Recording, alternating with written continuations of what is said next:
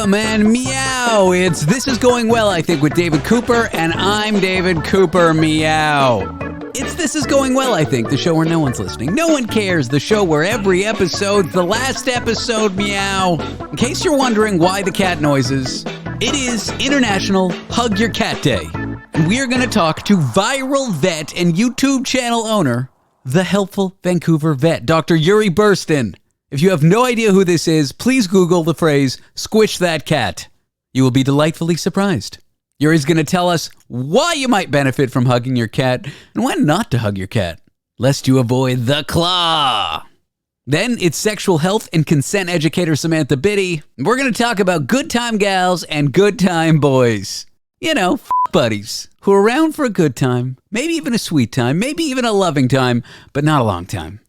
And then it's Tony5 who's going to read fan mail. That's right, you singular fans, singular, have written Tony about the show. Tony wants to read the email and respond to it.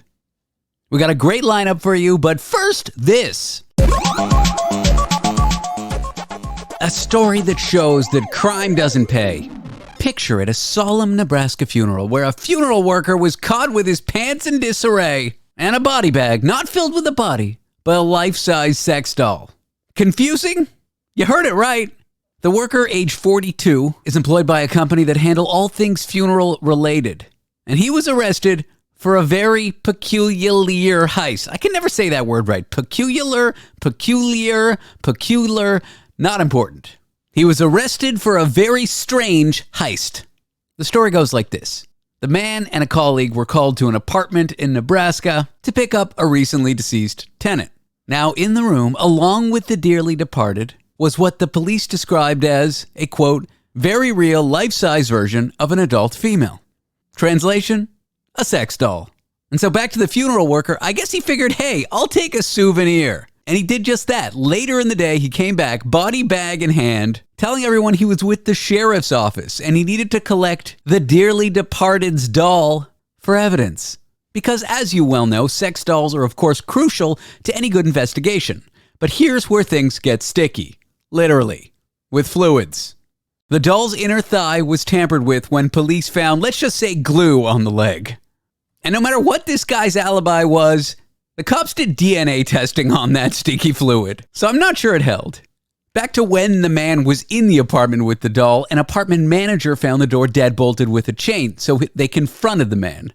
This funeral worker came to the door, his shirt was untucked, his pants were askew. Not the picture of professionalism. The picture of a man who just did the nasty with someone else's sex doll. The building's janitor says that he was asked to tip off this funeral worker when and if the manager left, because nothing says I'm totally not up to something shady like asking the cleaning staff to tip you off when the boss is gone.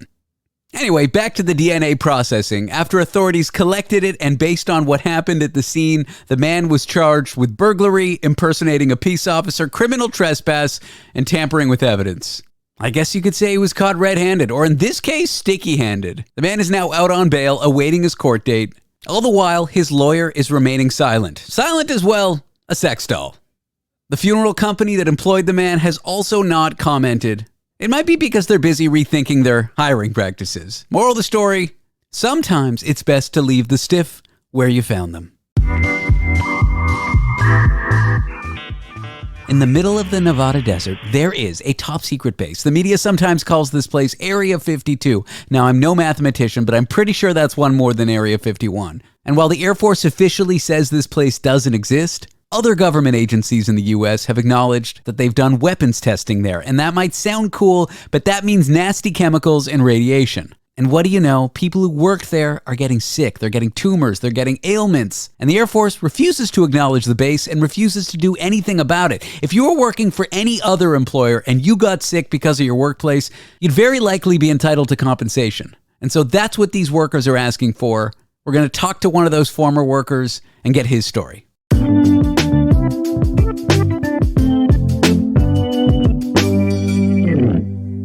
Well, there are Air Force veterans who worked at a top secret nuclear testing site that the media sometimes sensationally calls Area 52. It's in the Nevada desert. These veterans say they're being denied health care after working at the base left them with tumors and other health problems. The next person I'll be speaking to worked at the Air Force's security police squadron at that base. He now struggles with breathing issues, chronic bronchitis, and a tumor on his back. His name is Dave Crete. Dave, welcome, and thanks for talking to me about this story. Oh, no, thank you. I appreciate it. So it's top secret, so you obviously can divulge what you did there. So what did you do there? Yeah, so I was an Air Force cop. When I was uprange, the things that kind of became famous, if you will, was the stealth fighter, Okay. the F-117A, and we had a squadron of Russian MiGs, which was quite the experience when you fly up there for the first time and nobody tells you that you're landing at a U.S. base and there's a whole bunch of Russian fighter jets out there. That they somehow got through Eastern Europe to study and try to know the enemy kind of thing? Yeah, I don't know how they came up with all of them, but they did quite the job in collecting up a bunch. Fantastic. Did they make you sign an NDA about your work there? Like what? Yeah. And everybody has to sign an NDA that goes up. Why speak out now? Was it time capped, the NDA? No, the thing that made me started to speak up, a little bit of history was somebody invented this thing called Facebook. Sure.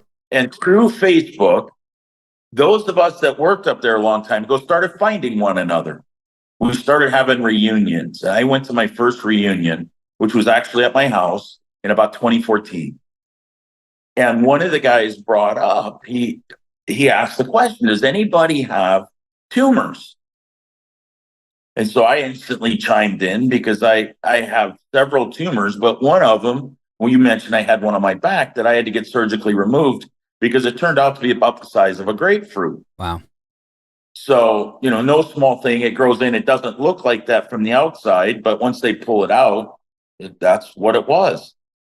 So we start having this conversation, and the first event was that night at my house for this reunion, and this is just mid-afternoon. We're sitting back there, we're drinking beer, and everybody's talking. We haven't seen each other in, at the time, 25, 30 years. It'd been a long time. So we're all catching up. So the one guy, his name's Randy. Randy goes, does anybody have any tumors? And so I started talking to him. And of the 8 guys, we find out 6 have tumors. Wow. And, there's no reason for us to ever think it had something to do with what we did until you find out everybody's got a tumor. And then one of the guys who didn't have a tumor says that my kid was born with one. Wow. And I have a son that was born with a tumor problem called neurofibromatosis. Was your son on the base when you were working there or living nearby? No, he was born while I served uprange. Got it. And one of the things that we now know is the exposure to radiation impacts and damages the reproductive system. It breaks down the DNA, and that DNA damage gets passed on to your kids. And it's not just you making the claim. In 1975, there was a federal environmental assessment, and they said there is toxic radioactive material to site. So at least that Correct. much is not classified. So you sort of have the evidence that you worked in the environment that may have caused these tumors and it was unsafe and unhealthy. Correct. And then one of the things that the military wants you to do, the VA and the government, is if you think you have something related to something that you did, you have to prove that your rate of occurrence in your group is substantially higher than the rest of the general population. So when I started researching these tumors, the National Institute of Health says that 1 out of every 1,000 people will get this type of tumor. And I'm sitting there, I have 8 guys in my backyard and 75% of us have it instead of 1 in 1,000. So anecdotal, it may be, but that tells you maybe this isn't normal. I would go as far as to say that's not anecdotal. I mean, that's the evidence that you need right there, right? Yeah. And so I keep researching this, and we are with Facebook, we start finding more and more people. I'm talking to more and more people. And I'm doing this research. One of the things I find is this 1975 study where the federal government does this study and it says, yeah, contaminated with radioactive waste due to activities that took place right where we worked some decades before. And it says you get through some of the minutia and you get down to the summary and the executive summary, and it says the juice is worth the squeeze. The benefit to national defense outweighs the future liabilities associated with the environmental contamination. Sure. Juice is worth the squeeze. So then you get pissed off. And then you get pissed off when you find out that the Department of Energy has always said people worked out there because that's who did the testing. And you find out that they've all been compensated. They've been provided medical care. They have lifetime medical benefit. They've been compensated for illnesses, all this stuff.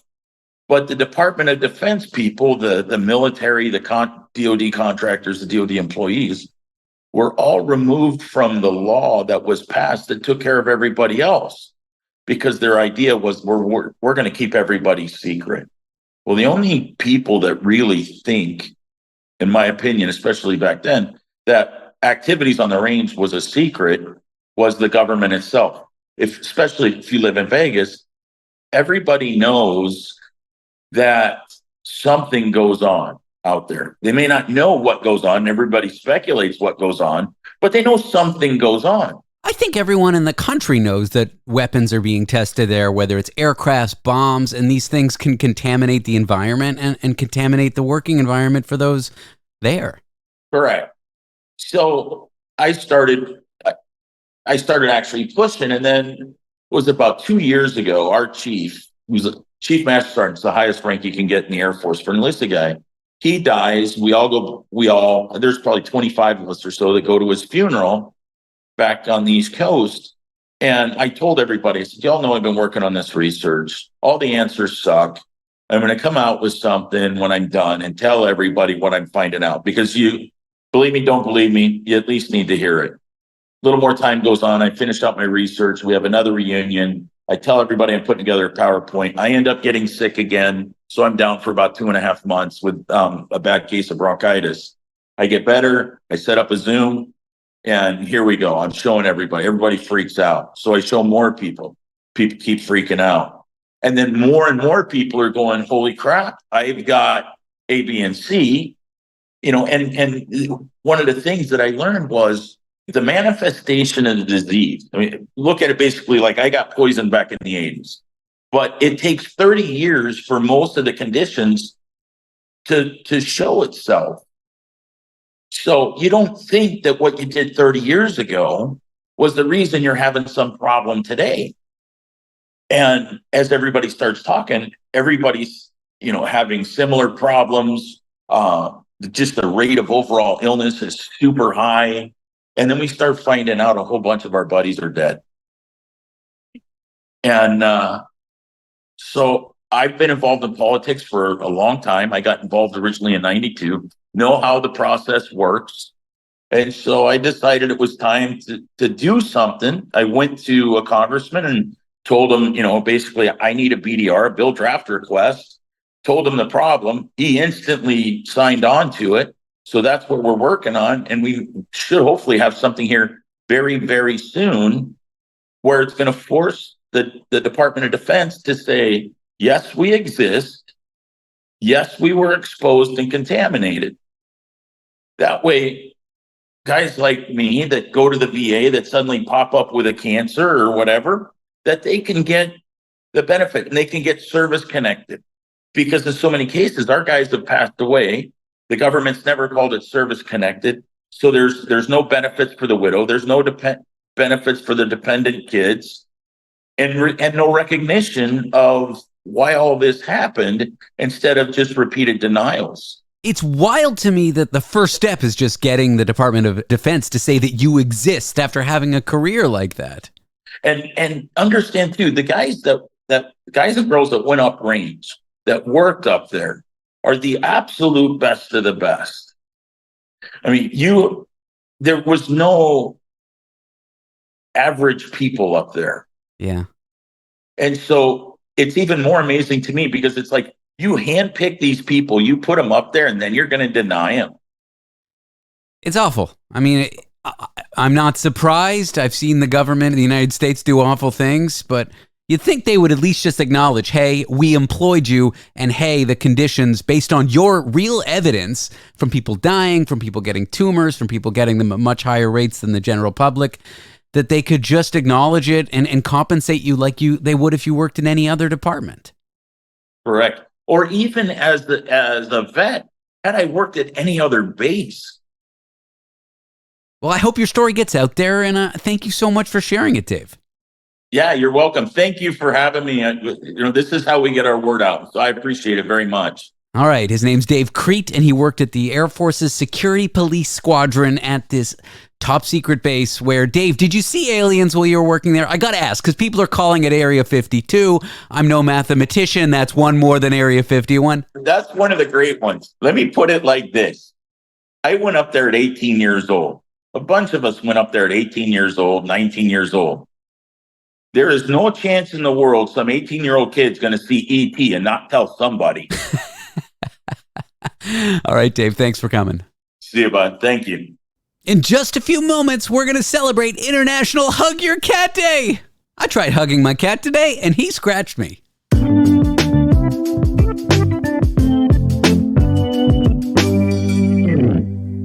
Today, International Hug Your Cat Day. How will you celebrate it? Why should we hug cats? And more with veterinarian from the Helpful Vancouver Vet Group and YouTube channel creator, runner, person that's called the Helpful Vancouver Vet. What a wonderful introduction. Dr. Uri Burstyn. Uri, welcome. It's nice to talk to you again. Thank you very much. It's great to chat with you once more as well. You rose up to internet prominence, internet fame. This is how I discovered you, with a viral video that involved squishing a cat, which is a kind of hug, maybe a less friendly hug. But I'm excited to talk about hugs with you today. What is the significance of today? And side note, did you only realize that today was that day when I told you? Well, just to be clear, in my personal and professional opinion, every month is Hug Your Cat Month, and every day is Hug Your Cat Day. But I did not know it was officially recognized before you called me about this. I don't know if a few websites posting a date is the equivalent of officially recognized, but we'll go with it. It's the age of social media. I mean, the world is what we make of it, right? Yes, I have done a lot of reading on the subject, and there are people that claim there are health benefits for both cats and humans when they engage in affectionate activity, when they play together, when they express love. Is this true? Have you anecdotally observed this? Oh, I think it's absolutely true, especially for the cats, because the more they bond us to them, the more likely we are to feed them and take care of them. So it's very, very cleverly done by the cats to make us really like hugging them. And they mimic baby sounds, I realized. And I think they do that to tap into our subconscious, like, oh, we need to take care of this thing because it sounds like a baby. Yeah, that's actually a really fascinating evolutionary adaptation of cats, that when they meow, some of the frequencies that the average cat uses in their meow mimics the sound of a crying human baby. And the best hypothesis I've heard for that is that cats have evolved because to do that, because the cats who meow with those frequencies get more human attention. Because as anybody who's been around a baby can tell you, it's absolutely impossible to ignore a crying baby. And so they just hijack that evolutionary mechanism that we have for taking care of our children, so that we want to take care of them, or at least can't ignore them when they're locked outside. What about cats that are not fond of physical affection? Before I was a cat owner, didn't know the signs. I would start petting a cat that I thought was friendly, and I'd get the cat swat, as people say. What are the signs that I maybe shouldn't be petting a cat, or maybe it wants to be left alone? Well, if you approach a cat and you look down and there's blood coming out of your skin, that's a really solid sign. You probably shouldn't be petting that cat. Okay, but what about before that? There's got to be signs before that. You're right. Absolutely. We definitely want to preempt that a little bit. So let's see. Cats will definitely have different levels of comfort with humans. And I think the best way to gauge a cat's comfort with a human is to actually let them approach you. So if you're if you make, the way I think about it is when I meet a new cat, I make myself available to the cat and see if they come and greet me. And probably the best way to do that is just to extend your hand gently with your fingers curled, and just see how the cat reacts to it. If they're curious, if they kind of want to sniff at your hand, maybe give it a little nose bop or a head rub, there's a cat that's inviting interactions, and that a cat that might be open to being hugged, although there is no guarantees. On the other hand, if that cat shies away or kind of backs up, then maybe that's a cat who'd rather have a conversation at a distance. I've also learned that the tummy is the quote-unquote danger zone. My cat doesn't mind tummy rubs, but my neighbor's cat, or my former neighbor's cat, it would sort of act like it wanted you to rub its tummy because it wanted to be touched, it wanted to be pet, it wanted to be handled, but the second you touch the tummy, you got the cat swat. So I think just approach with caution when it comes to the underbelly. Is there a reason for that?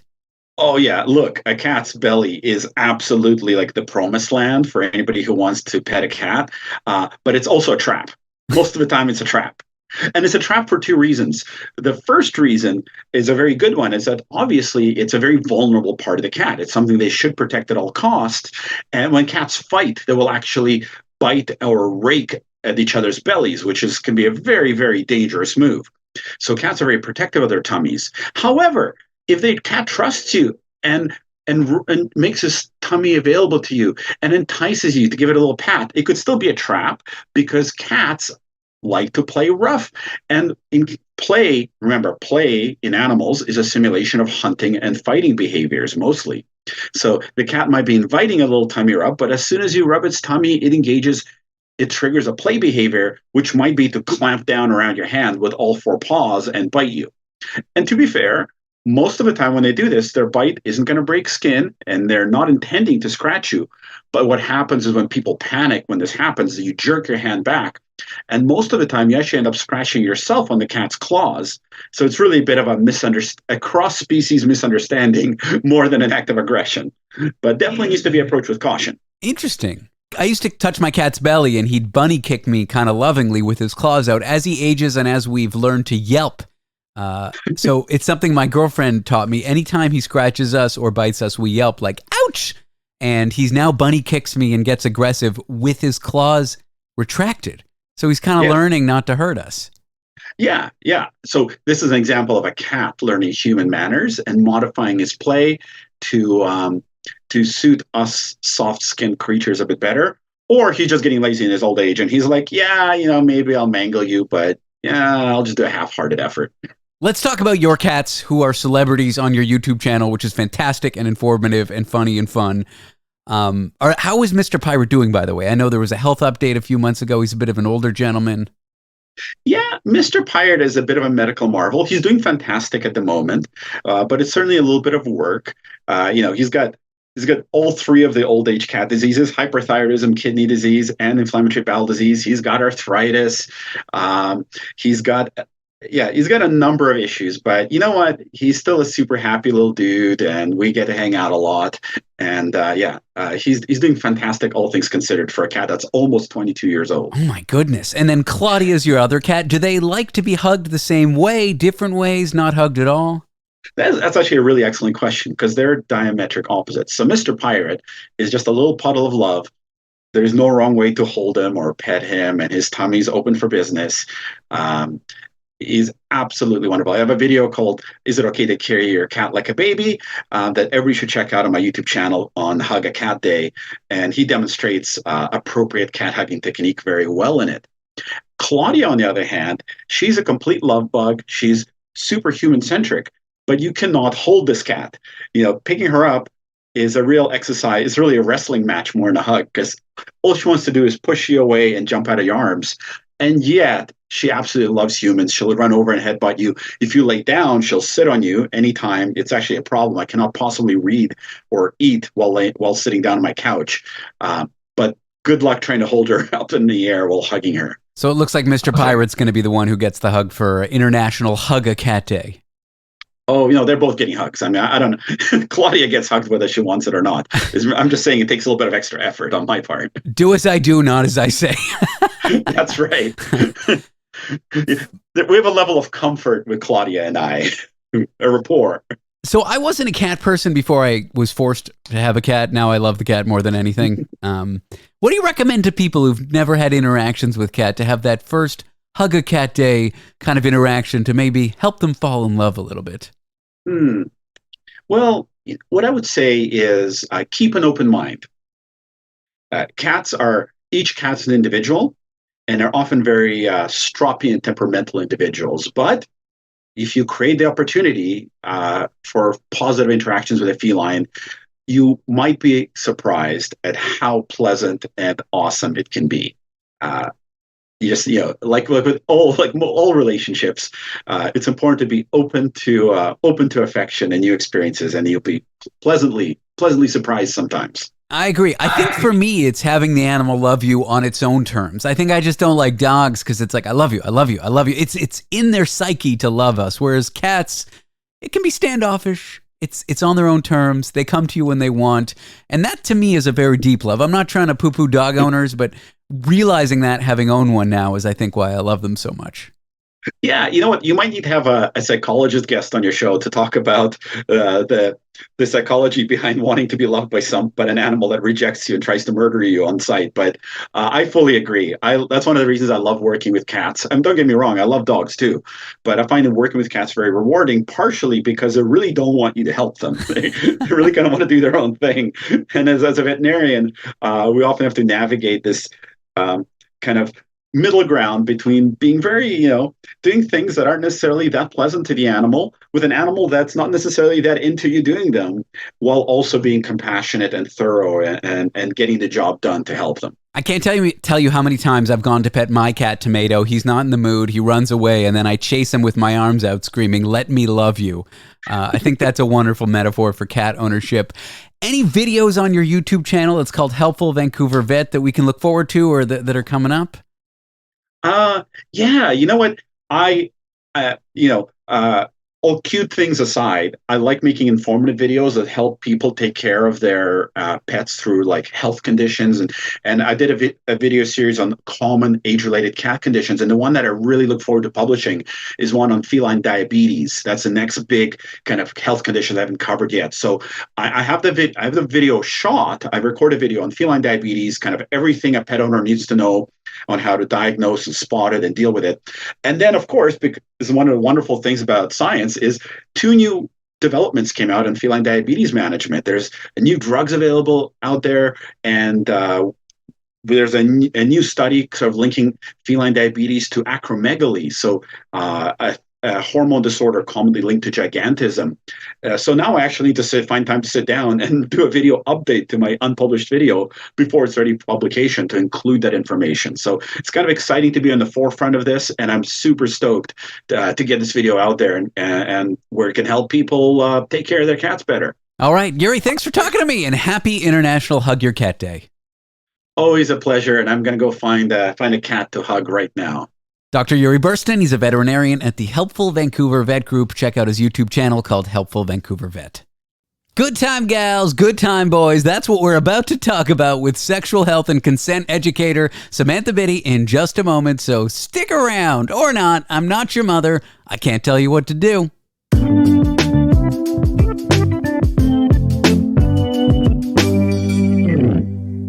We are here with consent and sexual health educator. I reversed it, Samantha Bitty. It's usually sexual health and consent educator, but welcome, Samantha Bitty from Toronto. What a terrible introduction, but I'm excited to talk to you. You know what? Variety is the spice of life. So, you mixing it up, jumbling it up, like I'm into it. Did you watch the Dune movies? Because you're talking about spice, and that's the spice. They're always talking about spice. What is spice? Who cares about spice? They care about spice. What did you think of the Dune movies? I really enjoyed them. Okay. I am a big sci-fi dystopia kind of bitch. Like, I love that kind of storytelling. I think Denis Villeneuve really transported you into that world for both of those films, and I was like fully immersed.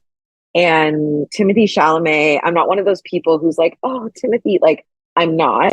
I do love a murder twink, which is what they refer to that genre of like man as. I do like it, but I don't want to smash, but I love looking at him. Like I really do. Yeah, he's And objectively, a work of art. like smolder for me. Like I really I really got into it. Yeah, I enjoyed the world building. I think that the second film had like such a different tone, which I thought was interesting. The stories themselves are like get real weird, and like I don't know how that's going to translate, but I did enjoy. Oh, you know what that just reminded me of is a really funny and inappropriate story. Can I tell it? Well, you can, but let me give my take. First of all, the Dune source materials are batshit crazy. I mean, just to make something comprehensible that you can give to a modern audience, that like there's pedophilia in those books, like it's wild. So there's that, but the other thing is like I don't know how many minutes can you watch Zendaya and Chalamet just look into the dust wistfully? Like I just at a certain point you could have cut in 2 hours from those movies because it's just staring in the dust. And I get that it's world building, I get that it's texture, but it's like there's an hour of plot in each movie, and it's okay plot. Like I like the plot. I got bored, even though they're good movies and even though they're not boring. I just got bored because it just dragged on. I'm sorry. That's my take. What I will say is that in support of what you're saying, in the second film, because it's long, like it's really long, there was a point when Timothy and Zendaya are just like sand walking and like it was just going on for a long time. And I remember saying to the person I was with, I was like, kind of losing me here. Like I'm a little bit, but then it like shifted gears and we were like back in it, and I was like, okay, here's that weird kink one, the what's his name, Butler, but his transformation, I was like, okay, sicko, like I was in again. So yeah, they were kind of sexy sickos, I gotta say. They very, very much were sexy sickos. Like that was the BDSM component of the film. Like my BDSM bingo card was like, yep.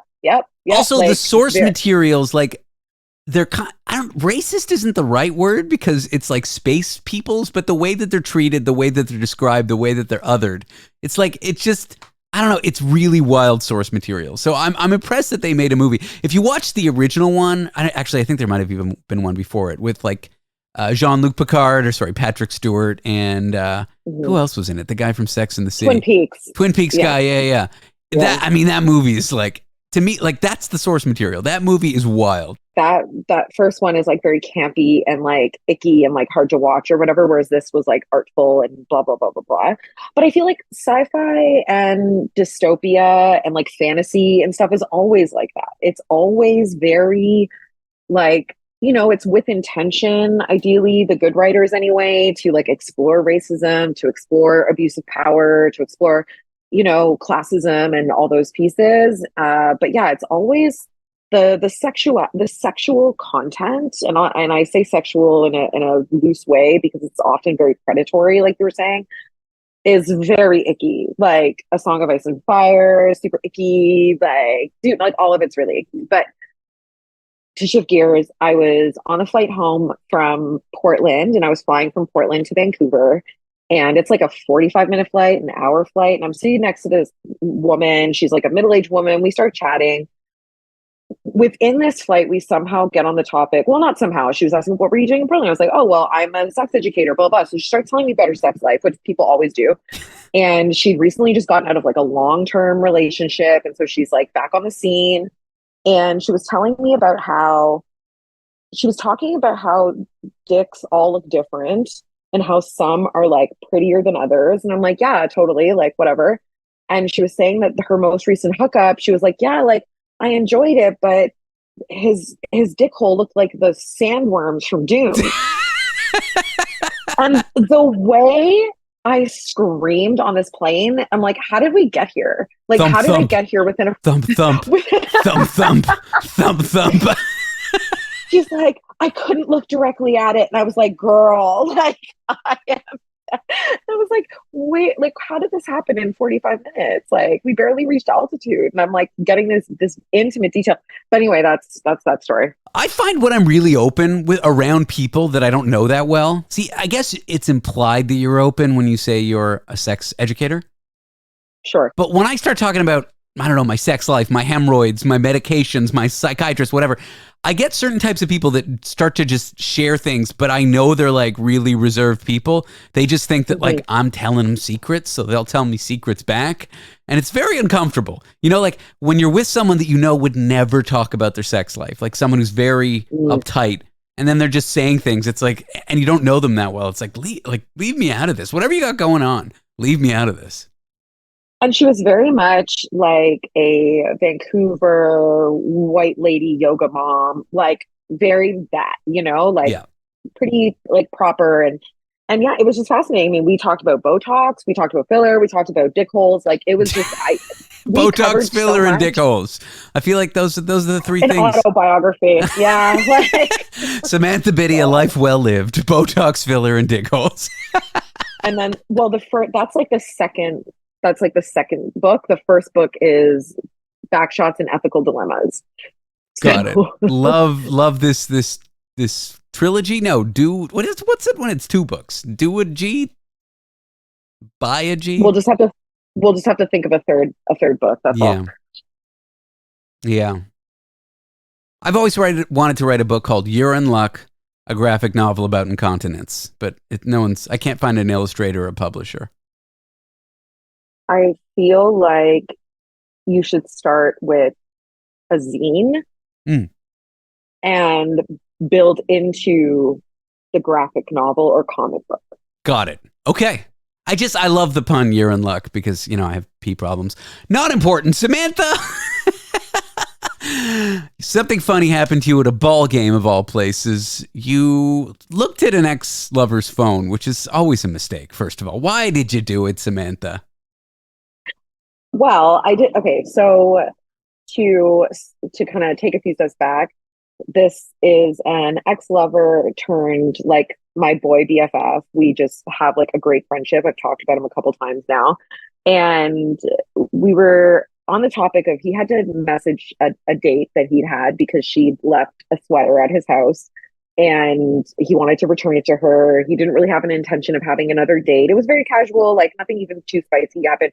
Whatever, and he was trying to find her contact in his phone, and as he's going through the list of these different women with the same name, he's opening it, and I look over, and in the notes in the contact where people normally put someone's like address or like how they know them, I guess maybe he had all these notes about her like interests and like where she lives and all this stuff, and I was like, I'm sorry, are these notes about this girl? He's like, yeah, this is how like I do this with every date because this is how I like keep track of them. Well, he probably comes off as very sincere. Like his dates are like, wow, you remembered that? We've only been out twice and I just said this thing and you're so thoughtful.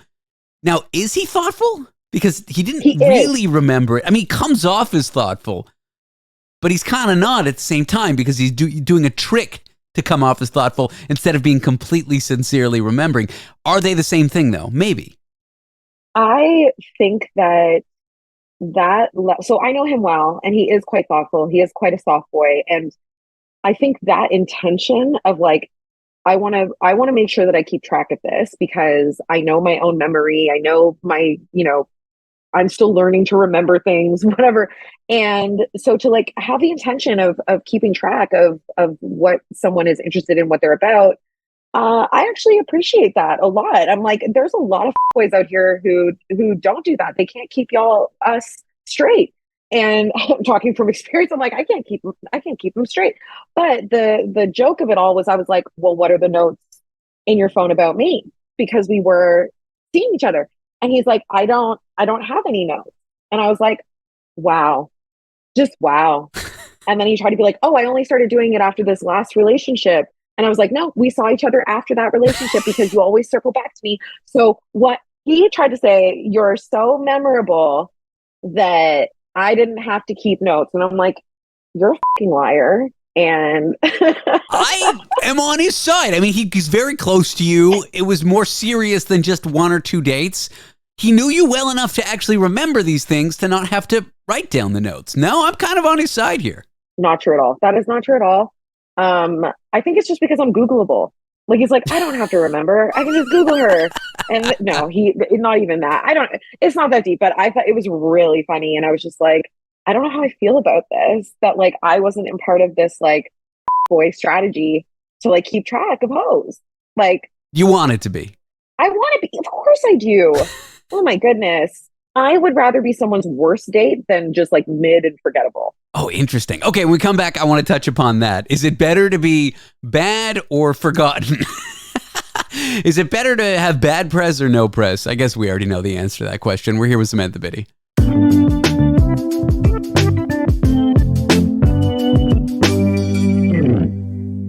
Sexual health and consent educator Samantha Bitty and I are here shooting the shit, he said.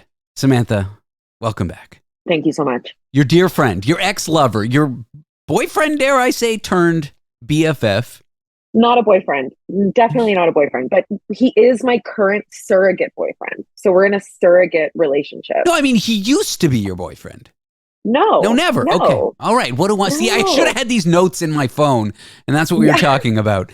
Her ex-lover, now BFF, AE. I'll stop. Has What notes. does AE mean?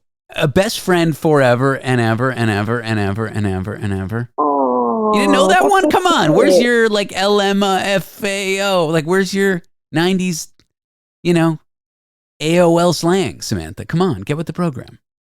I was a ICQ, Wow. I'm a send messenger kind of gal. So Just so this segment can have some sort of educational value, ICQ was recently shut down or shutting down after like 30 years. They're done. I can't believe they were still around when I heard that news. Wow, that was good. All right. He had notes in his phone. You weren't in the notes, and you were saying no press is worse than bad press, which is to say you'd rather have been with someone or been on a date with someone and them despise you than just completely forget about you or not notice you. yeah, I want to have given you the worst head of your life. I want you to have been like she was criminally insane. But like to suggest like just to be forgettable is my worst nightmare. And I don't know if I don't think we've ever talked about this on this show, but I don't know if I ever told you about the time when a friend of mine was out on a date with a couple, and there was it's a man-woman couple, and the man in the couple was saying that he knew me because he and I had gone on a date, which was not true. And then he told my friend, yeah, she was really boring. So we just like didn't even have the date. Like we just parted ways. And obviously my friend was shocked and aghast and all those things because it's like, there's a lot of things you could say about me. Boring is not one of them.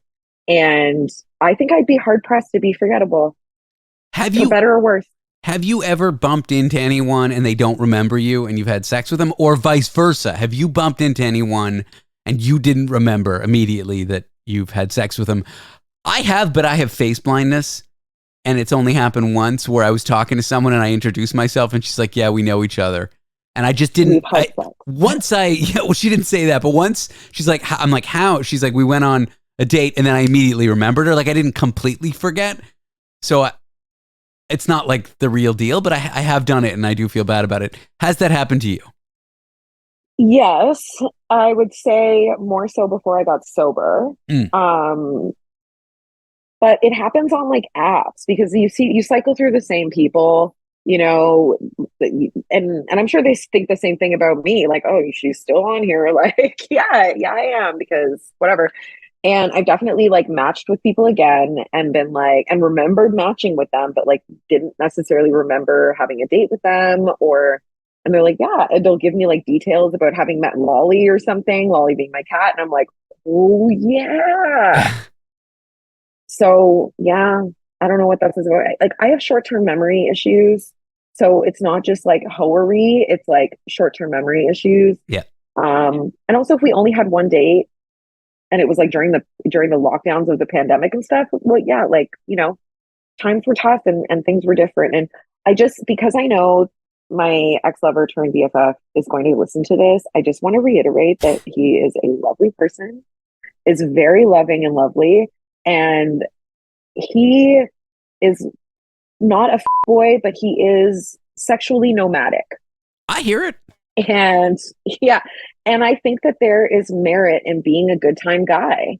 And when you're a good time guy, if you're like taking notes and like showing me that, you know, you give me like a boyfriend experience or whatever, and I know that we're just like having a time, that's lovely. And that's one of the things I really liked about sleeping with him. We only slept together a couple times, but just a good time guy, like really lovely, easy breezy, pussy squeezy, and like that's why we're able to be friends now, you know? Good time guys, good time girls, good time people.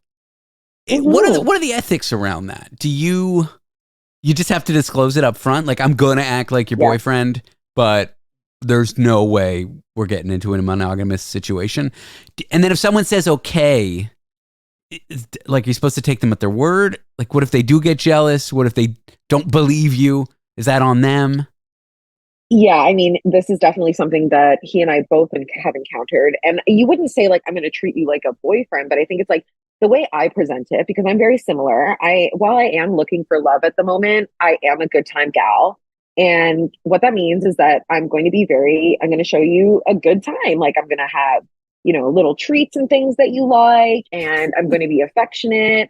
I love to do a little snuggle and a handhold and all those kind of like, I'm a thoughtful and like loving person. And like people, even if you're having casual sex with me, you're going to have that experience. And he is very similar. However, we have opposing outcomes to that, because he is like that with women, and women who even know that like, yeah, like my intent is to be like a good time person, like casual, like nothing, maybe nothing committed or maybe nothing, whatever, definitely not monogamous. That will then be interpreted as, but he actually really likes me, or like he really wants to date me, and then they like fall in love and shit, and he like has to go through. It's like no, like I've been maintaining that this is my intention, and so I have the opposite effect where men that I'm dating will think that I'm like in love with them if they text me back, and I'm like, I've left marriages, multiple, like you can't come into my life like for a couple dates and think I'm going to be like trying to change you into something I haven't said I'm in the market for. But it's like those different interpretations, and like not to gender it or heterosexuality it, but that's kind of, we've talked about this a lot, and it is consistently the outcome. Same thing with like him being smart and lovely and hot is like really attractive, whereas me being smart is like, oh no, she's smart. Yeah, like, what is that? What is men like? Oh, she's smarter than me. Shouldn't that be good? Like, do you know what I mean? Or like, she makes more money than me. It's like, oh no, that's a turn. What are you talking about? Smarter, better looking, makes more money than you. That's a great catch. That's a good date. I am Toronto's most eligible bachelorette, in my opinion. Like, I just can't imagine why anyone would want to date me. But I don't know. I guess it just depends on how grounded someone is in themselves, how confident they are, how much they want to grow and like show up in life. And I think that's true of like all relationships. And it's the same thing can be said of people who only want what they can't have. Like, if I have to play, you know, quote unquote, hard to get with you for you to be interested in me, we're not compatible, right? No, not at all. Because people who feel secure in who they are and what they have to offer aren't going to be turned off by someone being interested in them. Like, someone I'm seeing right now is obsessed with me, and I'm like, that is a proportionate response to getting to know me. Obviously. But I guess to rewind, if you are sweet and buy treats and quote unquote give the girlfriend experience and send that loving text with the intention to be casual, like, is there a way to do it to guarantee the signals aren't misread, or is that on the responsibility of the people misreading the signals? I think it's on the responsibility of the person misreading, and there's misreading and then there's misleading, right? So it's like there's sometimes when we're in relationship where it's like, oh, I have misread this person's behavior with me, or I've ignored their intention or whatever it is.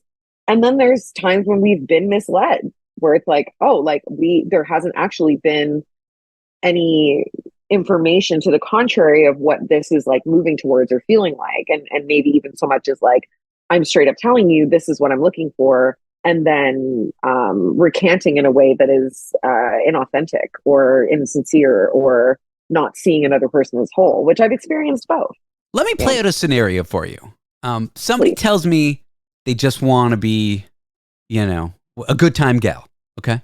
Mm-hmm. And I tell them I'm looking for something serious. I want to settle down. I want to get married. I want to have kids. But I'll see you anyway. Like, is there an obligation on the good time gal not to see someone like me because they know that I'll misread the signals? Or is that on me? Like, I know what's I know what that other person's offering. I know what that other person is going to agree to. I know what that other person is like. They're a good time gal when they're with me, and when they're not, no obligations to me. But I kind of like am pining, Should the good time person break up with me, or is that all on me? I think there's both and. So it's like, me as the good time gal, it is not fair for me to assess what it is that you need or want, right? Like, all I can do is show up and be like, this is what I'm available for. I'm not going to tell you what you need or want or what's good for you. You have to decide that for yourself.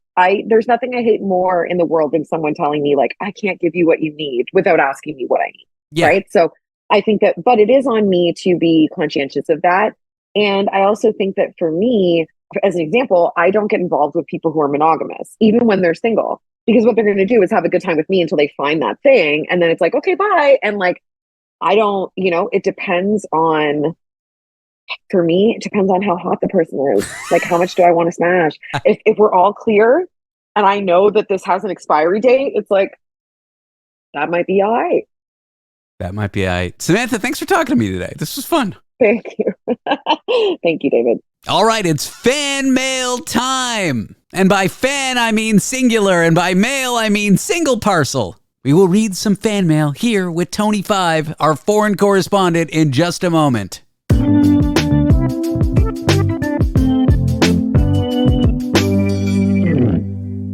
And we are back with foreign correspondent Tony to go over some foreign correspondence. This is a segment where Tony and I respond to all our fan mail. And by fan, I'm using the singular form of the word. There is no distinguishing between fan singular, fan plural. So I just want to make it clear we are responding to fan mail. Singular, fan. Is that the introduction done? Or are you still going to waffle on? Good Lord. Do you still play my theme song? Because if you don't, I'm going to sue somebody. No, I haven't played it in a while, but I can. Do you want me to? Can you play it, please? Yeah, I can play it. Thank you. And now, live from London, England, it's foreign correspondent Tony 5.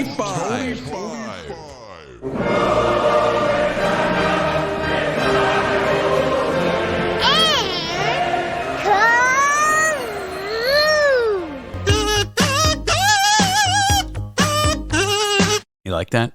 I love it, David. Love it. So, wait. Can you just comment on how the transition between Rule Britannia or Britannia Rules the Waves or whatever the song is and the Kazoo Kid? It's to the beat, and I think I matched the pitch. It's a pretty good transition for a non-musician, don't you think?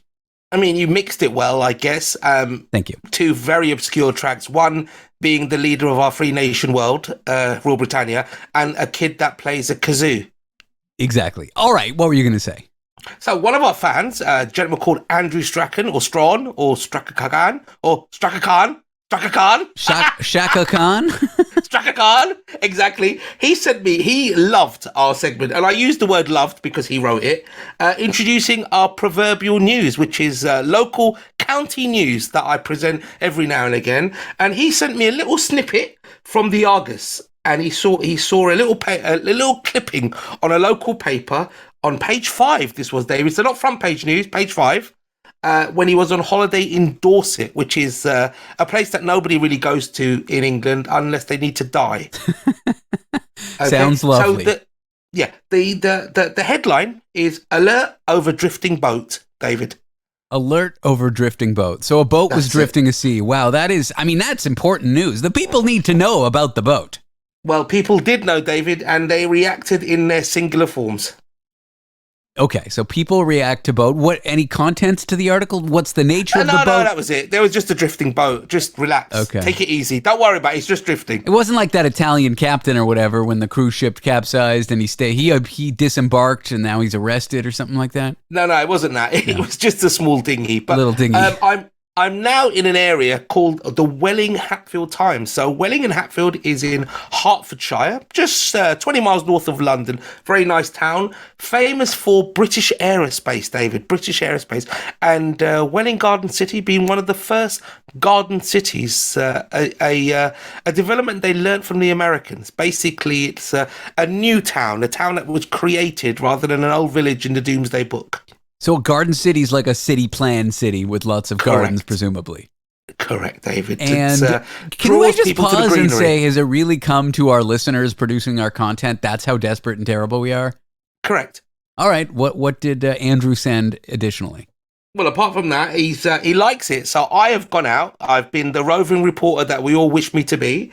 And I found the top story, David. This is the top story in Welling Hatfield Times as of today, the 4th of June. Are you ready, David? I'm so ready.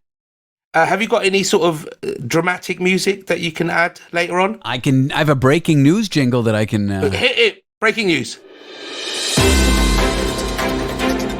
Breaking news here with Tony 5.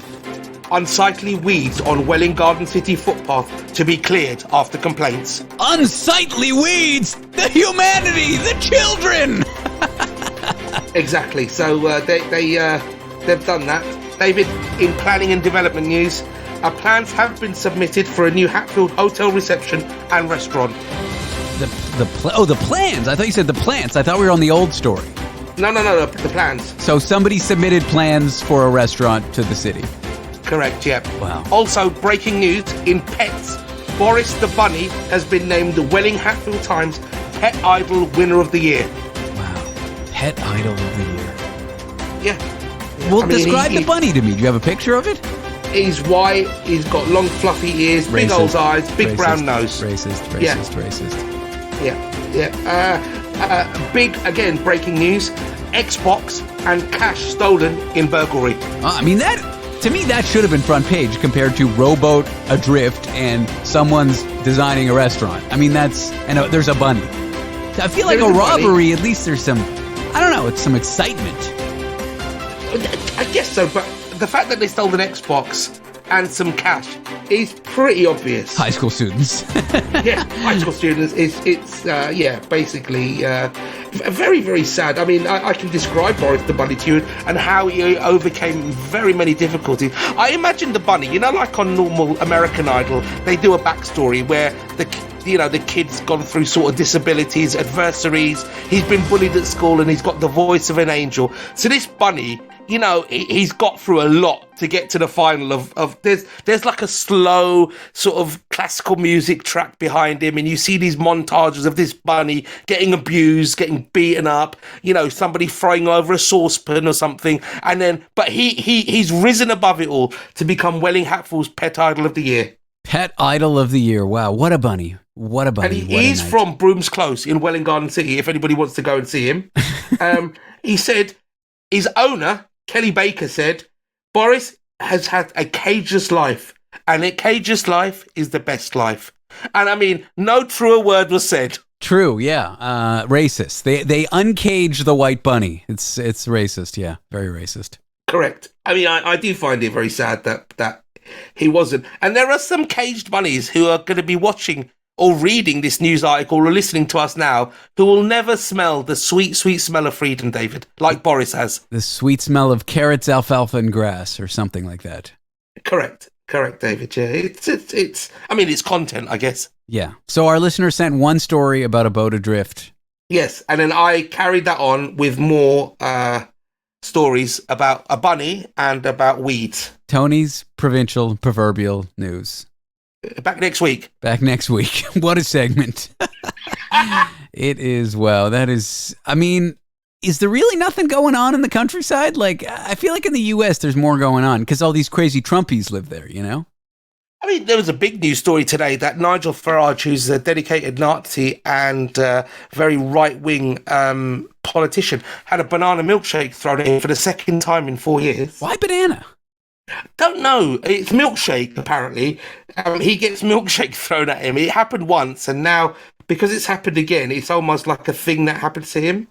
So it's throw the milkshake at the Nazis? I mean, I can get behind that. I mean, he's going for... I mean, he's very anti-immigration, even though his partner is from Eastern Europe. He's kind of, he wants to sort of outlaw any foreigners coming to the UK and things like that. He's a very strange man, but he does get all the headlines. He's quite one of these divisive politicians that people sort of love or hate. He's not vanilla in any way, Do you love him? Unlike the milkshake. Yeah. Well, that was banana. But do you love him? You're a fan of these racists? I don't hate him, Really? which is the weird thing. No, I don't, because out of all of the bile and venom he spits out, there are some things I kind of agree with him with, Like what? Getting rid of black people. You want to deport your mom? Is this what this is about? 100%. Get rid of her. Why don't you just buy her a ticket, fly her to another country, and then just abandon her? David, as you well know, if I bought her a ticket to Mauritius, it would be $650, $700. But if I was to get her out via the government right way, it's going to cost me about 19 million pounds. I'd rather do that, David. I'm not stupid. Yeah, no, was it even a nice flight? So if anyone has no idea what we're talking about, the British government has a plan to deport migrant workers who don't have visas to Rwanda. Even if they're not Rwandan, even if they didn't come from Africa, even if they can't spell Rwanda. Even if they've never heard of Rwanda. Correct. And what Tony's saying is they've only successfully deported one, but when they say deport, the guy voluntarily left and was paid. And was paid to do so, and the country spent $18 million. I don't know.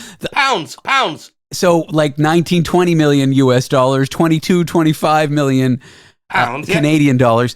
And only a little bit went to the guy. Some went to the Rwandan government, because generally when you throw people at a country who aren't their nationals, you need to give them something or they're just going to say no. So they flew to Rwanda, they shook a bunch of hands, they gave them millions of pounds, tens of millions, and they've only deported one person, and that person voluntarily left. And if it wasn't so bizarre and people didn't think that this was a parody, it's actually 100% true. In fact, if anything, you're playing down the figures, because I think they spent more than that, actually, overall. It's gone on for that long.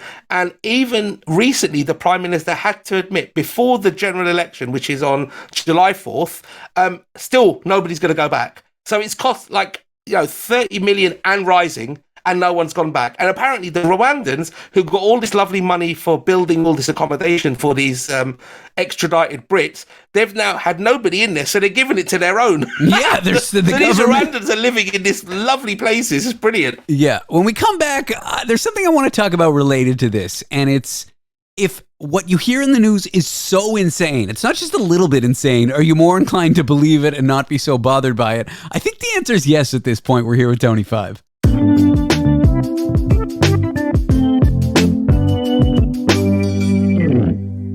I am back with Tony 5, foreign correspondent in London, England. We're talking, like we talked about last week, about the British government deporting people to Rwanda who are migrant workers without visas, who are trying to make refugee claims. What is so weird and bizarre is these people who the government plans or is trying to deport aren't Rwandan. They may not even be African. As Tony said, they might not have ever heard of Rwanda. And so the government has only successfully deported one person. They've done so because the person voluntarily left, and this program has cost the UK government at least 18 million pounds. Did I get that all right? I'm actually reading it now. So up to the 4th of July, no flights have been taken. So on April 22nd, so April 2022, that's when the government said that anybody entering after the 1st illegally will be sent to Rwanda. So to date, only one person has gone. But he voluntarily agreed to go. They cut him a little check. And the story, because the UK government, obviously you can't just show up at a country's door with people and say, take them. They tried to become undocumented immigrants. So they've paid off the Rwandan government and they've built these housing compounds, which are kind of nice. You know. Okay, so bearing in mind, the average wage of a Rwandan in Rwanda is about, I'll do it in dollars, about $300 a year. Wow. Right? How much do you think they paid this guy from England to be deported voluntarily to Rwanda? I thought it was something like $2,500 or something like that. £3,000. Yeah. So That is superb. I guess the story doesn't offend you that much, Tony, and it doesn't offend me either. And it got me thinking when we were just talking a few minutes ago. When you hear things that are so insane, they're not just a little bit insane. Like, oh, the prime minister said, I'm going to deport people to Rwanda. And then it just ended. Like, if it was just a little tidbit of insanity, you'd be like, this is terrible. I can't vote for these people. How is this happening? When it's so insane that it goes to the point of baffling you, I feel like we're more likely to just let it slide. And I feel like Trump exists in this space. Correct. It's that reality that we're living in. Now, just before, I kind of briefly mentioned that you had underplayed the value, right? But not to the degree that you probably think you underplayed that value. So, to the end of 2023, how much do you think the UK government, which is my tax money, has paid? Just roughly, rough figure. Like for the program, for building alone, the houses in Rwanda, for paying off Rwanda per potential migrant, that kind of thing. Yeah. Okay. Well, I'll tell you what. Let's give you the predicted by the National Audit Office over the 5 years. What do you think the prediction will be that they've spent? 50 million. 50 mil. You're out by 5 times. £370 million is what the UK government will spend to send one asylum seeker back to Rwanda if no further go. You know that 5 times 50 is not 375, right? Exactly. So that's how bad it is. It's 7.5. It was a factor of 7.5, Tony. Correct. So if more than 300 people are sent to Rwanda, the UK would also pay a one-off sum of 120 million. So they're sitting there waiting for 299 more. They can't wait for this. They're ready. They could have built beautiful council housing, give people benefits, included the migrant workers in those benefits, but also helped Brits and still probably saved a bunch of money. And the amount of homeless people there are in England are sitting there reading this, thinking, what is, like you said, the insanity, the sheer £500 million nearly, and our NHS is collapsing. They've got the homeless people. Sometimes KFC runs out of chicken legs. There is so many things happening, David, that I just can't tell you. They're punishing people who were born there, because if you're not born there, you could potentially get this benefit. Well, oh, man. The figures are saying at the moment, removing each individual to a third country is costing approximately £65,000 more than keeping them in the UK. And the government still, are they kicking their heels, or are they starting to say maybe we should come up with alternate plans? Yeah, but apparently the Prime Minister, who, don't get me wrong, he used to work for Morgan Stanley, some of the big financial institutions. He was a huge City and New York trader. Well, here's the problem with that, Tony. When you're a huge Citigroup, Chase banker, you learn how to steal money from people. So that's what the government's doing. They're just stealing money from people. Well, he reckons it's going to save billions in the long run. Billions of what? Well, apparently, the UK's asylum systems cost $4 billion a year, including $8 million a day on hotel accommodation. So this scheme, and it's called the scheme, it's called the Rwanda Asylum Scheme, is good value for money. Is what they say. Correct. But in practice, they've spent all this money, and there's not one person ridiculously deported to Rwanda. So they could have just put that money back into the pool that the migrants are costing the country and saved money. Correct. Absolutely correct. Nobody knows why. It's all Can we take it terrible. back a meta step? Like, when you hear that Trump was convicted for giving hush money and not reporting it to a porn star, like, when you hear that level of story, it's like so beyond belief that it doesn't really offend you. But when I hear little things about like a normal celebrity that they just said one-off comment, I'm outraged. I feel like the bar for what outrages us, if it's so far in one direction for some people, like they don't surprise us. Like what the UK government has done with this Rwanda thing, it's hard to even be shocked anymore. And do you not think that that's strange? There are people, obviously, who, there is a cost of living crisis, right? Why aren't people out in the streets about this? Why aren't people protesting and revolting against the government? Because they've spent £500 million. Like, there are people dying. And for example, there was a thing on the radio yesterday that a vending machine had to be unplugged and moved so that a dying person could be pushed into a bed in that space. In a hospital. Wow. And yet all of this, and the junior doctors are complaining because they're getting paid the average of a Walmart employee. If you do their average wages after however many years of study, the consultants who are the top end of the medical profession are complaining that they're not getting enough money and their environment that they work in is awful. The whole country's falling apart, but I'm guessing it's the same in most countries. I don't know. Is it the same in Italy or France or Germany? Because France has had its problems.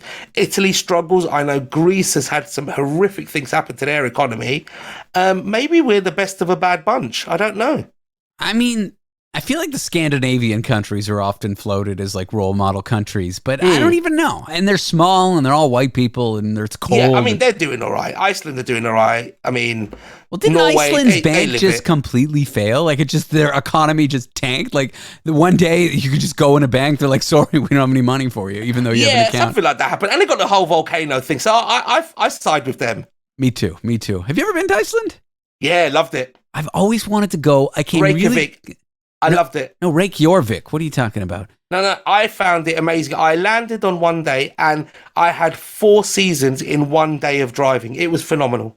I loved it. I so wanted to go for my birthday last year, but my girlfriend didn't, and it was, I don't know, so we went to Copenhagen instead, which was great, but Miranda was feeling like Iceland would be too rural, too hiking, too boring. No. But I just wanted to explore and see the landscape and talk to the strange people.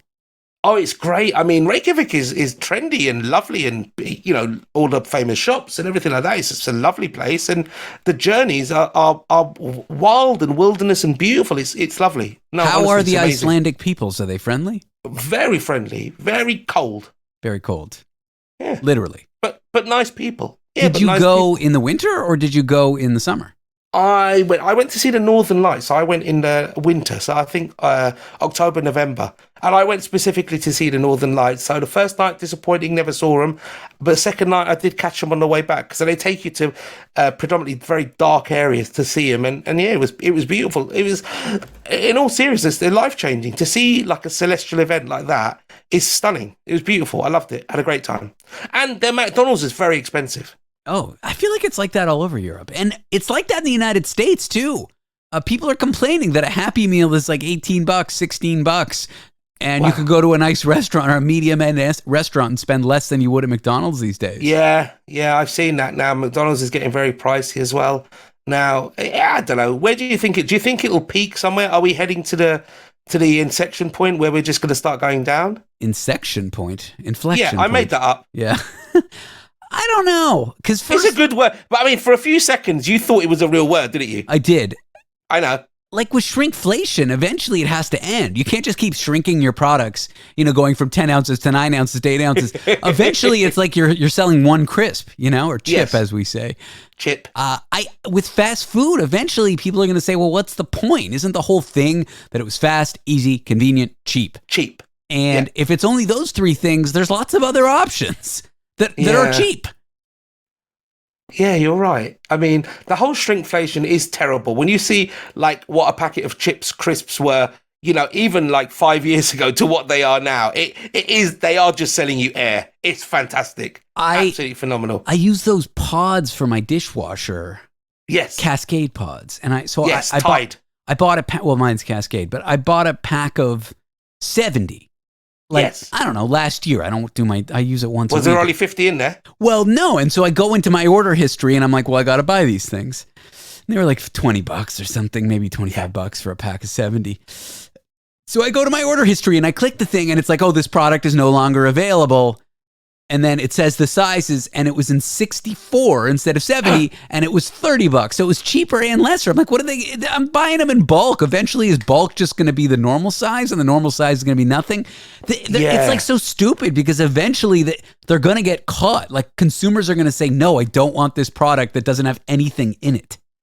It's the Costco economy, isn't it? It's going to be bulk buying everything. 15 packs of toilet paper and all sorts of things like that, where you're just gonna have to live in bulk, basically. I saw you bought 144, a gross of dental dams the other day. Tony, thank you for coming. David, always a pleasure, never a chore. Let's do this again, David. This is great. That's our show. Thank you for tuning in. Ooh, that was my ankle that just cracked. That doesn't sound good.